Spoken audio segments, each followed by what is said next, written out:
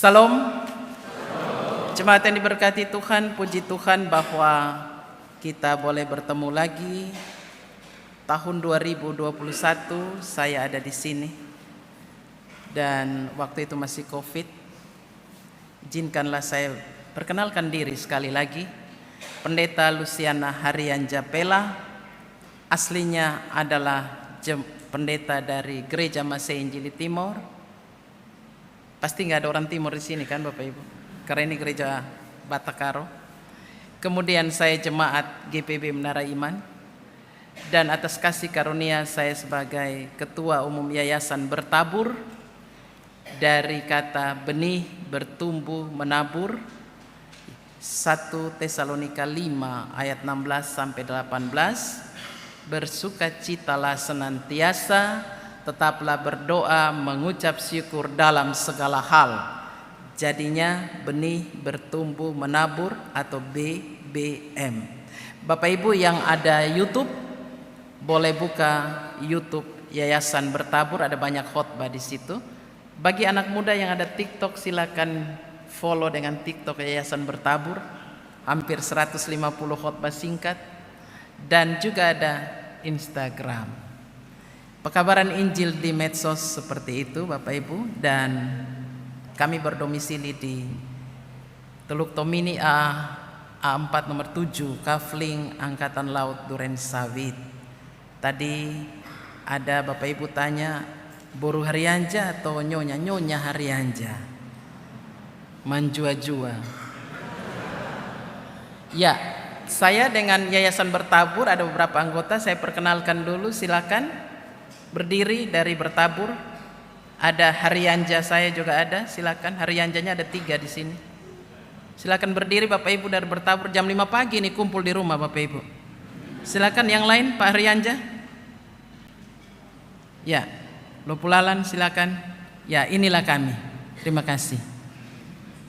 Yayasan non-profit yang melayani, yayasan ini baru berusia 3 tahun, tapi sudah ke lapas penjara kemana-mana, Palembang, Lampung, dan hari tanggal 5 ke lapas di Bandung. Ya, jemaat yang diberkati Tuhan, saya selalu aminkan bahwa Roma 8 ayat 28. Anggota Bertabur, Ibu Pendeta, gimana sih Ibu bisa dapat di GBKP? Ya Roh Allah yang berkarya lah, lewat Amang Tarigan, lewat majelis di sini, lewat anak kami Vito dan kawan-kawan. Luar biasa nih anak muda ini, Zoom sampai 2 kali Bapak Ibu, keren. Anak muda GBKP mantap ya. Jadi Allah turut bekerja mendatangkan kebaikan bagi orang-orang yang mengasihinya. Jadi orang yang percaya Tuhan Yesus itu tidak ada kata kebetulan, tidak ada. Yang baik dalam karya Allah. Jadi di sini karena Tuhan berkenan untuk kita bisa bertemu. Pekan suci Bapak Ibu, Rabu Abu, Kamis Putih, Sabtu Pengharapan. Kamis Putih, Sabtu Pengharapan, dan Paskah. Kalau di gereja lain dibilang Sabtu Sunyi. Sabtu Sunyi. Saya tanya dulu Bapak Ibu, kenapa hari ini nuansa ungu? Stola pun saya pakai stola ungu. Adakah makna di ungu itu? Adakah makna di ungu? Ada Bapak Ibu majelis? Ungu itu kan kalau di Alkitab itu berjubah ungu. Bapak Ibu ingat cerita Lukas 16 yang orang kaya pakai jubah ungu? Berarti ungu itu lambang apa tuh? Kemewahan, ya, kemuliaan. Tapi juga ungu itu melambangkan pertobatan. Kalau di gereja, ungu itu lambang pertobatan. Kalau bahasa Ibrani itu pertobatan itu dibilang syuf, putar balik dari hidup lama ke hidup yang baru. Putar balik bukan hadap kiri, hadap kanan, bukan. Salah jalan jadi putar balik. Atau bahasa Yunani bilang metanoia. Artinya hidup yang lama tuh dulu Saulus. sekarang Paulus.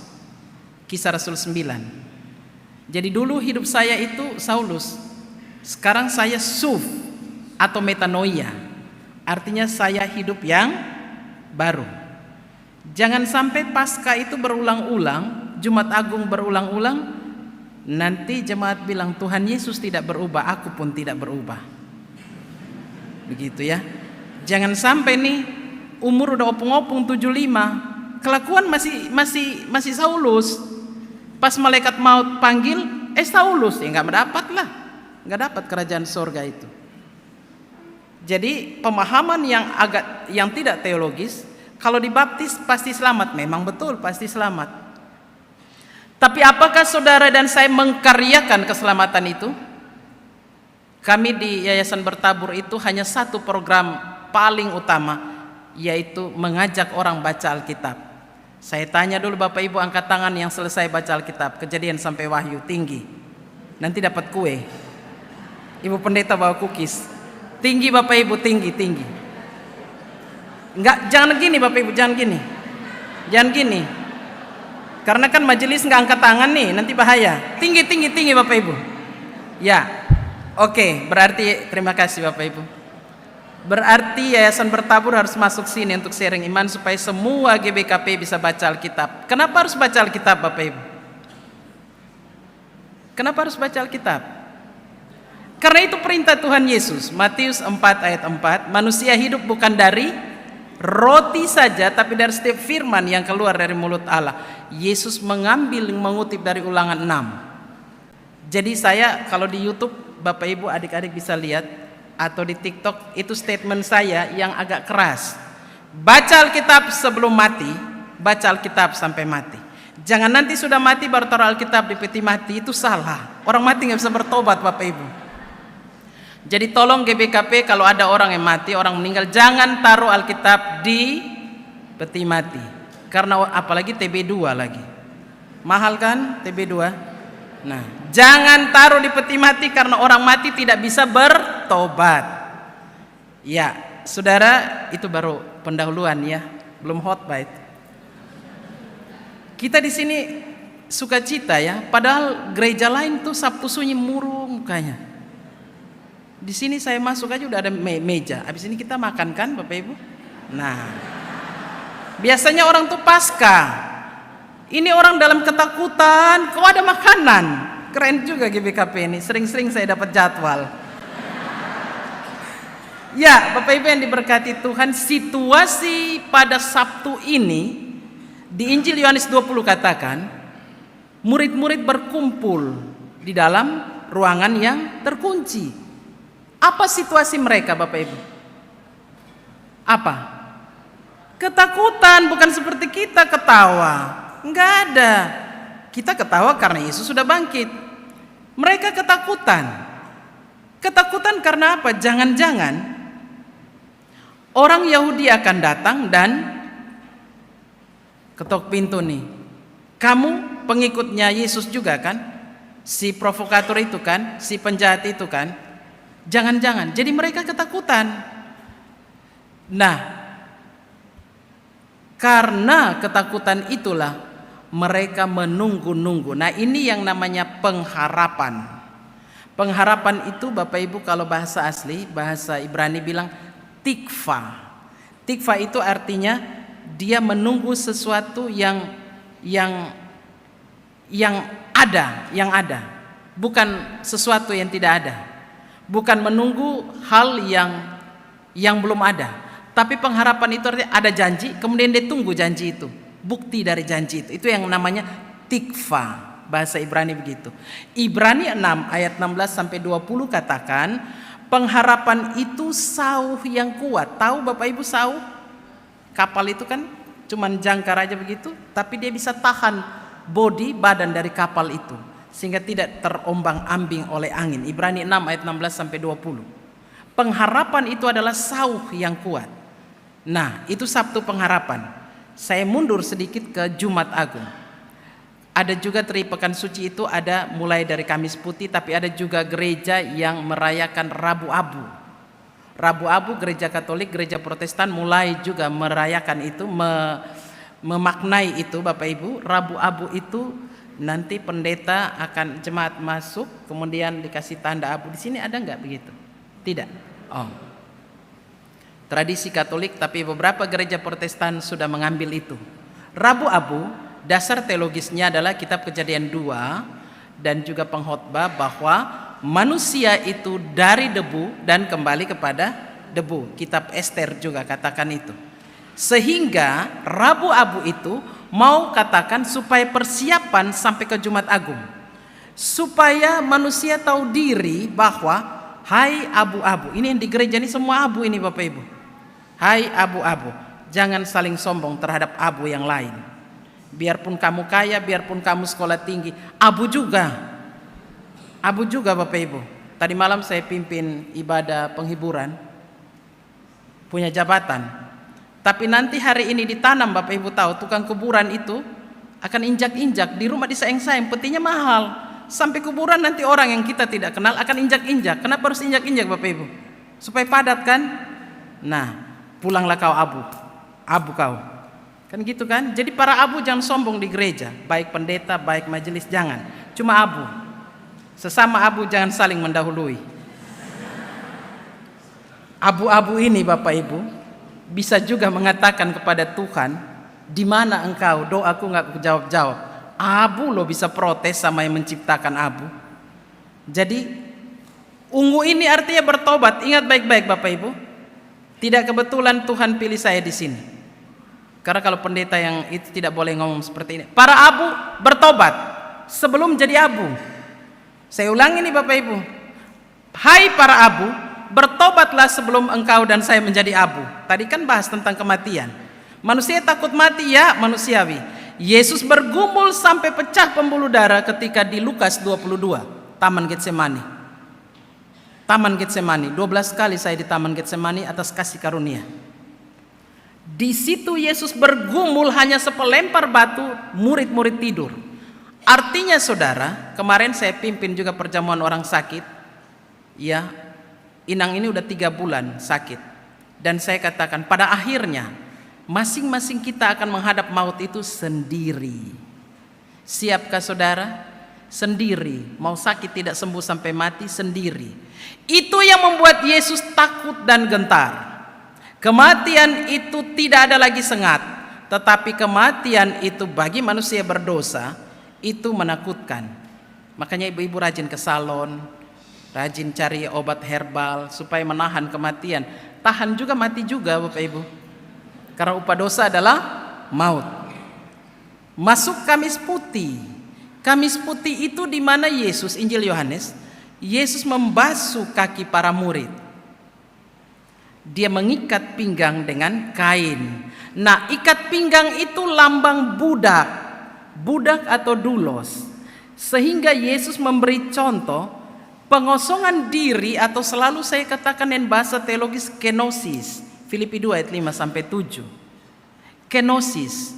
Yesus memberi contoh hamba. Sehingga orang yang melayani Tuhan di gereja baik tingkat sinodal sampai ke jemaat pun tanpa kenosis, tanpa pengosongan diri, dia melayani diri sendiri dan orang, bukan pada Tuhan. Karena Yesus, Allah di dalam kealahannya turun di kandang domba di Bethlehem. Itu yang saya selalu katakan, teologi kandang itu membuat orang empty, nol.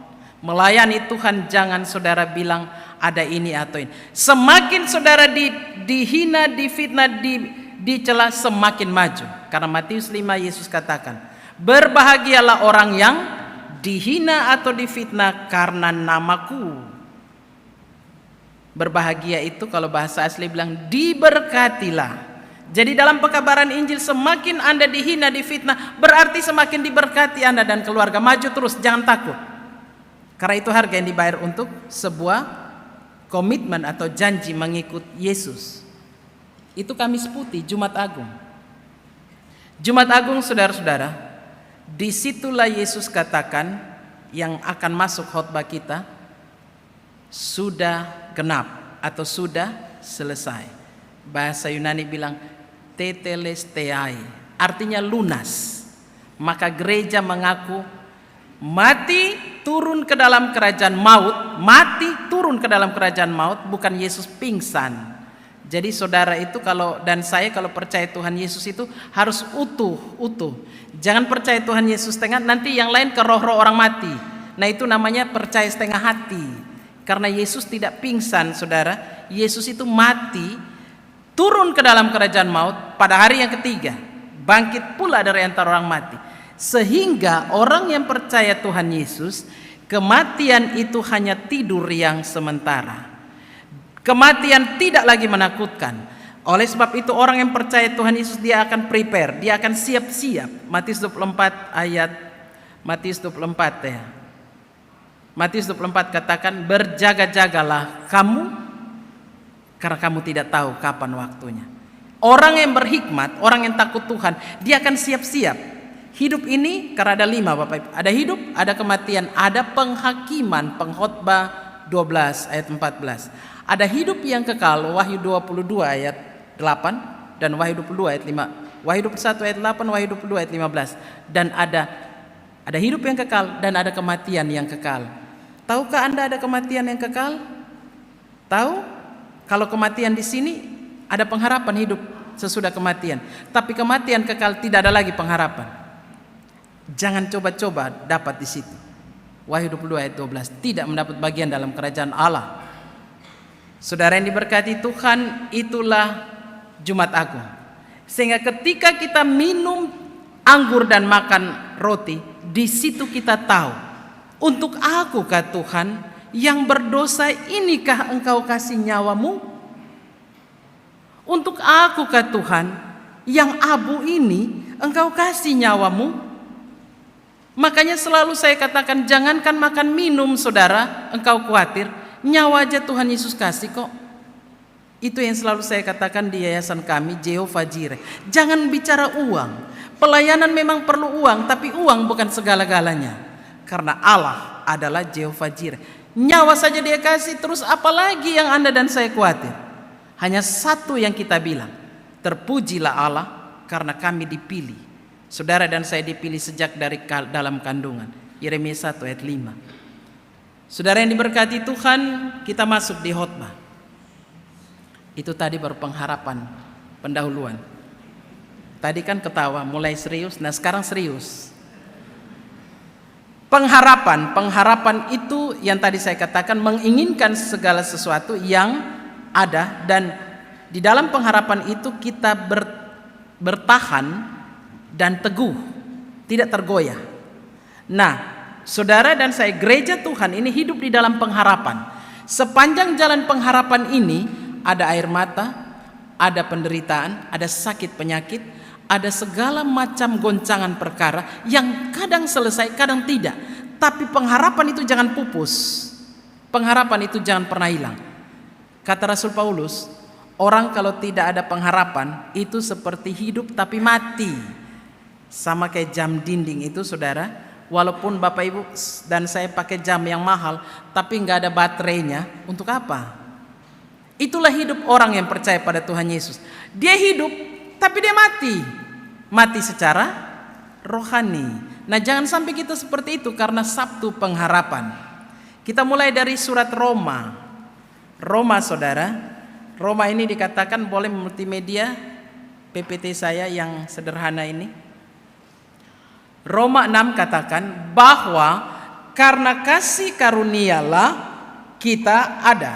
Yang tulis ini Paulus. Jadi dia bilang kasih karunia. Bahasa asli itu dibilang kanan atau karis. Kanan itu bahasa Ibrani, kalau karis itu bahasa Yunani. Dan give bahasa Inggris. Artinya Anda dan saya tidak minta, saudara dan saya tidak minta, tapi dikasih. Jadi hari ini saya bawa biapong, orang Manado bilang biapong. Bapak Ibu majelis tidak ada yang minta, toto Ibu pendeta baik hati aja dia bawa. Diterima, dimakan. Nah itu menerima kasih karunia, merespon. Kasih karunia itu artinya tidak diminta tapi dikasih. Tidak tahu kita jadi Kristen, tiba-tiba keluar jadi orang Kristen. Coba kalau kita keluar jadi Buddha atau Hindu atau yang lain. Tapi karena kasih karunia Allah memilih bangsa Israel. Itu arti kasih karunia. Oleh Paulus dikatakan, masih maukah kamu bertekun di dalam dosa? Paulus memberikan ilustrasi atau gambaran, ya, seperti baptisan. Baptisan itu kan kalau orang Yahudi dicelup, ya, tenggelam di Sungai Yordan. Menurut dia baptisan itu kata dasarnya baptiso. Jadi kalau ditenggelamkan sama dengan dosa, ya. Dosa ditenggelamkan, keluar itu sudah hidup baru. Itu yang dimaksudkan oleh Paulus di surat Roma. Dia katakan bahwa dosa itu sudah ditenggelamkan sehingga keluar itu menjadi ciptaan yang baru. Jangan kamu balik lagi ke lumpur, maksud Paulus. Saudara yang diberkati Tuhan, dia bilang, kata Paulus, ayat yang kelima, paralel dengan 1 Korintus 15 ayat 22. Dia katakan seperti ini. Jadi kalau kamu itu sudah mati dan bersatu dengan kebangkitan Yesus Kristus, berarti tidak lagi diperhamba oleh dosa. Bebas dari dosa. Ada kata yang sangat menarik dari Paulus, dia tulis bahwa bertekun dalam dosa dan membiarkan diri diperhamba. Diperhamba itu Bapak Ibu, kalau orang Israel dia, Yusuf itu budak, diikat, lanjut next. Dia diikat untuk menjadi hamba. Nah, yang Saulus maksud, kamu jangan seperti itu. Paulus katakan, maukah kamu bertekun dalam dosa? Bapak Ibu kalau tekun membaca Alkitab boleh. Tapi bertekun dalam dosa ini saya kasih contoh. Minggu ini ada seorang ibu datang pada saya. Ini saya kasih contoh bertekun dalam dosa. Dan dia bertemu saya itu 3 tahun lalu. Kemudian ibu ini katakan, Ibu Pendeta, saya sekarang sudah masa bodoh. Kenapa masa bodoh? Suami saya itu, dia seperti orang Israel yang suka berselingkuh. Jadi kalau orang tukang berselingkuh keturunan Israel itu Bapak Ibu. Israel itu satu kampung dia berselingkuh, dia bikin lagi dewa di situ. Dibunuh nggak kapok-kapok. Tambah lagi satu kampung lagi, Kebayoran Baru, Kebayoran Lama. Nanti di Cipete situ dia bikin lagi ala baru. Jadi kalau Bapak Ibu lihat di gereja kalau ada berselingkuh itu kan bukan bapak-bapak aja, ibu-ibu juga. Kalau ada yang seperti itu berarti keturunan Israel itu. Nah, ini ibu ini bilang begini, 3 tahun lalu. Terus saya bilang, masih belum bertobat kah ibu? Saya udah masa bodoh Ibu Pendeta, biar aja dia deh. Menurut Ibu Pendeta betul atau enggak? Nah, ini pertanyaan yang sulit kalau tanya Ibu Pendeta. Pasti Ibu Pendeta bilang, Ibu berdoalah seperti Yesus di kayu salib. Ya Bapa, ampunilah dia sebab dia tidak tahu apa yang diperbuatnya. Lalu doa tambahan seorang ibu, Bapa kalau boleh panggil dia jangan dia di kubangan dosa. Supaya nanti kalau Tuhan panggil saya bertemu dengan dia di sorga. Masa nanti dia di orang kaya, saya di Lazarus di pangkuan Bapak Abraham. Gitu kan? Saya bilang, oh jadi gitu ya Ibu Pendeta, iya. Dan yang ketiga, Ibu gak usah ke psikiater, Ibu berdoa aja, Roh Kudus, biarlah pikiran perasaan Kristus ada di hatiku, supaya aku lihat suamiku ini dengan cara pandang Bapa. Kesian nih, ini laki-laki udah tua, dia gak bertobat-bertobat ya. Saya bilang ibu itu, pulang terima kasih Ibu Pendeta, terima kasih. Iya, pulanglah dengan damai sejahtera. Karena untuk itulah kita memikul salib. Di dalam pengharapan itu, salib itu harus dipikul. Injil Lukas katakan syarat mengikuti Yesus, menyangkal diri yang tadi saya bilang itu kenosis, dan pikul salib. Berapa lama Bapak Ibu? 1 tahun kah? 5 tahun kah? Setiap hari saudara. Hari ini salib dengan suami. Hal-hal kecil jadi masalah. Duh, Tuhan Yesus tolong kasih kesabaran. Besok nanti suami bikin masalah sama istri lagi bikin masalah. Terus istrinya bilang udah opung-opung begitu aja Bapak Ibu, supaya iblis jangan masuk dalam hal-hal kecil. Pikul salib setiap hari. Jangan bertekun. Yang tadi contoh saya kasih contoh itu dia bertekun di dalam dosa. Bukan tekun baca Alkitab. Dia tekun di dalam dosa. Dia nggak tahu bahwa kalau malaikat maut panggil dia tidak dapat bagian dalam kerajaan Allah. 1 Tesalonika Galatia 5 ayat 16 sampai 21. Terhadap semuanya itu tidak mendapat bagian dalam kerajaan Allah. Yang paling berbahagia kalau bertekun dalam baca Alkitab. tadi malam itu bapak itu yang meninggal, saya dengan segala ucapan syukur terima kasih Tuhan, umur 73 5 kali baca Alkitab. Artinya dia sudah bisa menjawab kalau Tuhan panggil. 73 tahun bikin apa kau di dunia? Selesaikah kau baca Alkitab? Sibuk kalinya aku. Jadi gimana, bisa kembali kah ke dunia? Enggak, kalau udah pulang enggak bisa kembali lagi. Tinggal duduk kayak pengadilan situ. Saudara yang diberkati Tuhan, jangan bertekun dalam dosa. Itu pesan dari surat Roma. Hanya satu. Jangan bertekun dalam dosa, tenggelamkan dosa itu, baptisan atau baptiso. Yang ketiga, hidup dan mati bersama Kristus, bangkit dengan Kristus, berarti hidup yang baru. Tidak kembali lagi kepada hidup yang lama. Lalu apa kata pemazmur? Pemazmur katakan seperti ini. Mazmur Daud ini katakan bahwa dia di dalam situasi raja saja. Bapak Ibu coba lihat, kalau Bapak Ibu dan saya susah tidur, sulit tidur, biasa kan banyak pikiran, lebih ibu-ibu toh bawa pikiran dalam tidur, dikirain dengan berpikir masalahnya hilang, padahal tambah bikin sakit, tiba-tiba stroke toh. Jadi jangan bawa pikiran di tidur. Mazmur 4 ayat 9, Raja Daud bilang, dengan tentram aku mau membaringkan diri, lalu segera tidur. Kalau Bapak Ibu tidak bisa tidur, kan kalau udah opung-opung kan lansia susah tidur kalau malam, baca Alkitab, jangan nonton TV Bapak Ibu. Baca Alkitab sampai tertidur. Dengan tentram aku mau membaringkan diri, lalu segera tidur. Raja Daud, Mazmur 31 ini, dia menulis dalam keadaan dia terhimpit dengan masalah. Masalah dari anaknya Absalom yang ingin merampas jabatannya, masalah dari anak buahnya di dalam kubu dia sendiri, sehingga dia katakan, padamu Tuhan aku berlindung. Jadi Bapak Ibu saudara-saudara, musuh itu bukan dari luar. Saya ulangi, ini dasar teologisnya.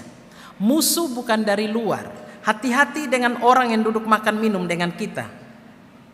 Karena Yudas seperti itu dan Petrus. Makan minum bersama-sama Yesus. Dia juga yang menjual dan menyangkal Yesus. Raja Daud, dia menghadapi itu. Dia katakan, Tuhan aku berlindung, jangan sekali-kali aku mendapat malu.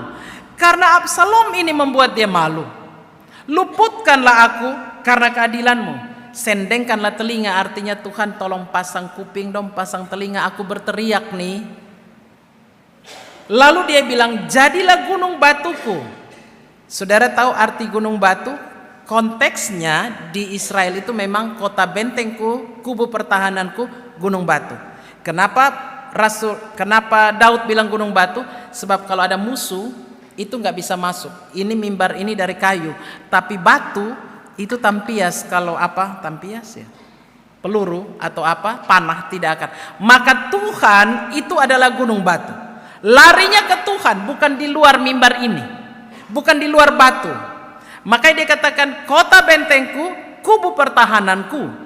Larinya kepada Tuhan. Sampai di ayat 5 dia katakan, engkau mengeluarkan aku dari jaring yang dipasang orang terhadap aku. Adakah jaring yang dipasang orang terhadap Bapak Ibu dan saya? Jaring itu jadi kalau masuk ranjau ya. Jadi dia masuk di pelayanan ada ranjau, ada jaring, justru di pelayanan banyak jaring. Di luar gereja ya memang udah jahat di luar. Tapi di pelayanan di dalam gereja justru di situ iblis kerja keras.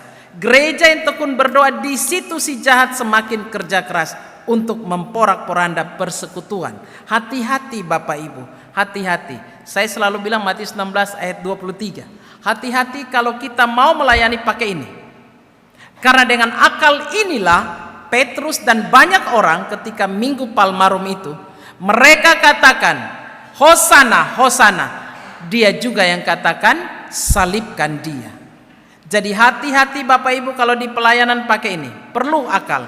Tetapi akal itu bukan mendahului, menutupi hati dan jiwa kita. Saudara, lalu yang terakhir, Mazmur katakan, ke dalam tangan-Mu lah ku serahkan nyawaku. Saya dalam doa saya, Tuhan, jikalau nanti Tuhan panggil, Masih ada waktu kita berdoa seperti pemazmur dan Yesus. Ke dalam tanganmu kuserahkan nyawaku.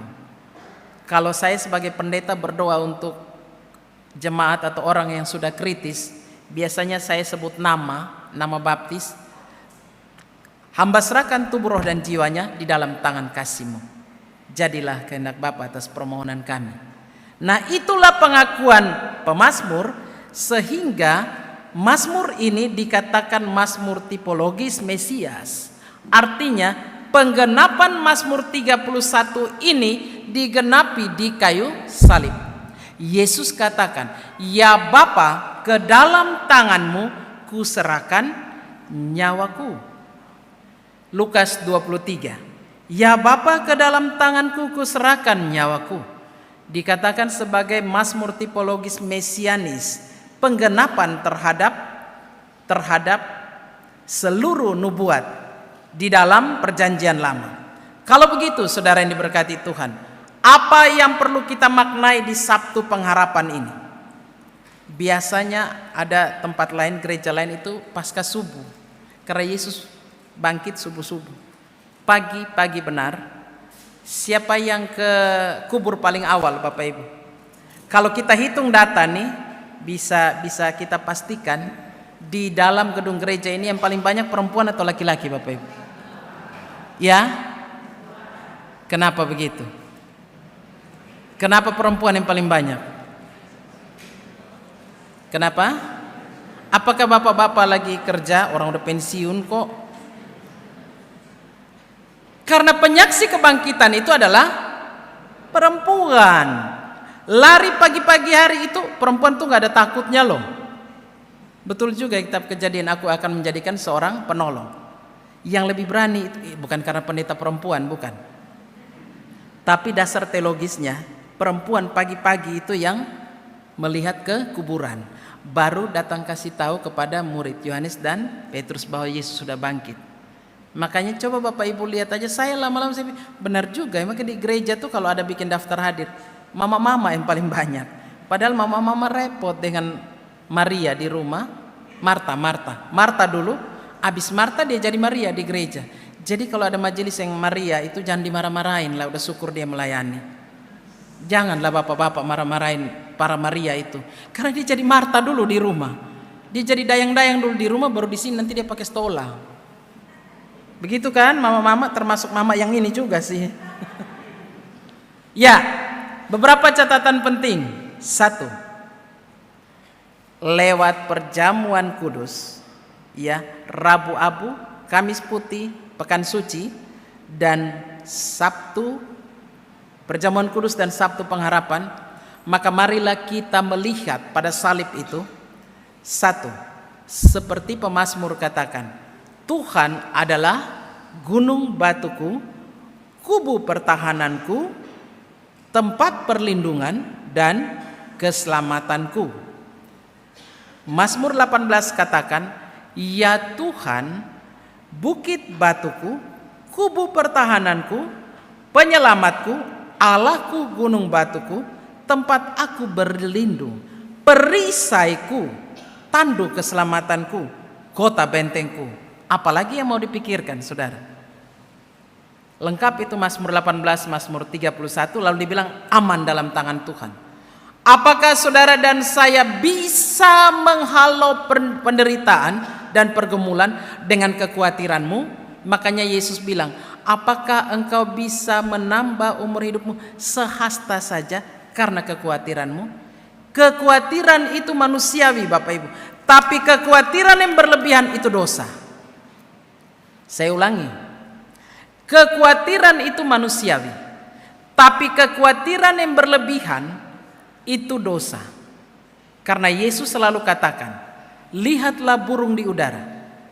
Itu firman, tidak usah diulas. Makanya anak muda baca Alkitab supaya bisa menghalau video-video yang aneh, yang tidak teologis. Orang S2 teologi, tapi akhirnya dia pakai akal. Sampai keluarlah video. Bapak Ibu tahu itu video itu dari mimbar ini saya mau mengkonfront itu, bahwa Yesus itu derajatnya di bawah Allah. Ada lihat video itu? Saya mau katakan, lebih baik pekabaran Injil. Jangan coba-coba Anda sekolah tinggi teologi terus mengutak-utik hakikat Tritunggal. Allah itu sehakikat. Allah Bapa, Allah Anak, Allah Roh Kudus. Tidak usah, jangan coba-coba pakai strata di situ. Jangan coba-coba pakai tingkatan, karena nanti Anda akan jatuh di dalam akal. Makanya Matius 22 katakan ayat 37, kasihilah Tuhan Allahmu dengan segenap hati, segenap jiwa, baru segenap akal budi. Kalau dibolak-balik akal duluan, itulah yang terjadi. Yesus lebih rendah dari malaikat. Ini mulai masuk pada aliran-aliran yang sesat. Allah Tritunggal, Bapa pencipta langit dan bumi, yang harus menusuk dirinya sendiri, Kejadian 3, untuk boleh mengambil manusia ini, Allah harus jadi manusia. Karena kalau Allah turun di dalam kemahakuasaannya, Musa saja tidak berani tanggalkan kasutmu. Allah harus jadi manusia untuk membayar dosa itu dengan nyawa. Perjanjian lama bayar dengan nyawa binatang, tapi Allah harus bayar dengan nyawa anak manusia. Yesus 100% manusia, 100% Allah. Jangan diganggu gugat. Lebih baik Anda pekabaran Injil, amanat agung Yesus Kristus, Matius 28 ayat 19. Pergilah, jadikanlah seluruh bangsa muridku. Tidak usah utak-utik ketritunggalan ini, karena Allah itu roh. Yohanes 4 ayat 24. Bagaimana mungkin otakmu, akalmu yang kecil ini bisa memahami Allah yang roh? Roh itu bahasa Ibrani bilang ruah. Ruah itu adalah angin. Bagaimana mungkin akalmu yang kecil ini bisa memahami Allah yang roh? Hanya bisa diterima dengan hati, iman, hati, jiwa, dan akal budi atau iman. Walaupun imanmu sebesar biji sesawi, gunung bisa pindah. Artinya beriman aja. Jangan gugat ketritunggalan Allah. Saya sebagai pendeta, saya takut menggugat itu. Saya takut berdosa pada Roh Kudus. Itu yang Yesus bilang tidak diampuni. Pulang dan lakukan firman Tuhan, bertobat, supaya ketika Tuhan panggil, maka kita menjadi ahli waris kerajaan sorga. Tuhan memberkati saudara sekalian. Salam Paskah untuk besok. Amin.